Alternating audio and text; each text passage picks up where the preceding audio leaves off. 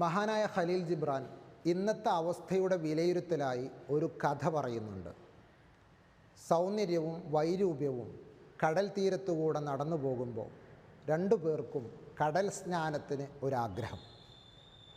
തങ്ങളുടെ വസ്ത്രങ്ങളെല്ലാം കടൽ തീരത്ത് അഴിച്ചു വെച്ച് കടലിലേക്ക് കുളിക്കാനിറങ്ങി. കുളി കഴിഞ്ഞ് ആദ്യം തിരിച്ചെത്തിയത് വൈരൂപ്യമാണ്. സൗന്ദര്യത്തിൻ്റെ വസ്ത്രമെടുത്തണിഞ്ഞ് പെട്ടെന്ന് തന്നെ ദൂരേക്ക് മറഞ്ഞു. സൗന്ദര്യം വിശദമായ കുളിക്ക് ശേഷം കരയിൽ വന്ന് നോക്കുമ്പോൾ വസ്ത്രം കാണാനില്ല. ചുറ്റുപാടും നോക്കി വൈരൂപ്യത്തിൻ്റെ വസ്ത്രമെടുത്ത് തൽക്കാലം ധരിച്ച് പുറത്തേക്ക് നടന്നു. അന്നു മുതലാണത്രേ സൗന്ദര്യത്തെ വൈരൂപ്യമായും വൈരൂപ്യത്തെ സൗന്ദര്യമായും ആളുകൾ ഗണിക്കാൻ തുടങ്ങിയത്.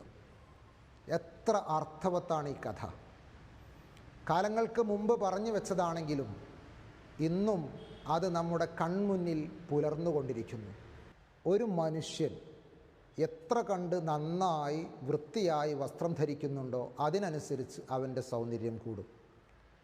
എത്ര കണ്ട് വസ്ത്രത്തിൻ്റെ അളവ് കുറക്കുന്നുണ്ടോ സൗന്ദര്യത്തിൻ്റെ തോത് അതിനനുസരിച്ച് കുറയുകയും ചെയ്യും.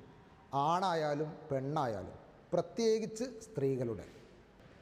മാറുമറക്കൽ സമരത്തിന് വേണ്ടി ജീവനും സമ്പാദ്യവും സമയവും ചിലവഴിച്ച പൂർവികരായ മഹാന്മാർ, അവരുടെ ആത്മാക്കളൊക്കെ ഇന്ന് ലോകത്തെ വിലയിരുത്തിക്കൊണ്ട് വിലപിക്കുന്നുണ്ടാകും.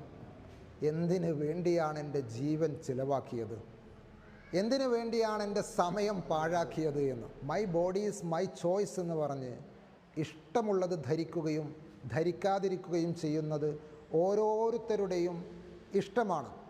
അത് അവരുടെ സ്വാതന്ത്ര്യമാണ്. ധരിക്കട്ടെ. ഈ ധരിക്കാതിരിക്കാനുള്ള സ്വാതന്ത്ര്യം അത് ധരിക്കാനും ഇല്ലേ എന്നുള്ളത് ചിന്തിക്കണം. എന്താണെന്ന് വെച്ചാൽ, ധരിക്കാതെ വസ്ത്രം ഉടുക്കാതെ മറക്കാതെ നടക്കുന്ന ആളുകൾ സ്വാതന്ത്ര്യമാണ് അവകാശപ്പെടുന്നത്. എന്നാൽ അവർ വസ്ത്രം ധരിച്ചുകൊണ്ട്, പർദ്ദയിട്ടുകൊണ്ട്, ഹിജാബ് ഇട്ടുകൊണ്ട്, മുഖമക്കന ഇട്ടുകൊണ്ട് നടക്കുന്ന ആളുകളെ കളിയാക്കുകയും അവർ അപരിഷ്കൃതരും 6ാം നൂറ്റാണ്ടുകാരുമാണെന്ന് പറയുകയും ചെയ്യുമ്പോൾ അതിലൊരു വൈരുദ്ധ്യമില്ലേ? ഈ വസ്ത്രം ധരിക്കുന്നവർക്കുമില്ലേ അവകാശങ്ങൾ? അവർക്കുമില്ലേ സ്വാതന്ത്ര്യം? എന്തിനാണ് അവരെ കളിയാക്കുന്നത്? ഈ അവകാശം, സ്വാതന്ത്ര്യം എന്ന് പറയുന്നത് വസ്ത്രം ഊരിവെക്കാൻ മാത്രമുള്ളതാണോ?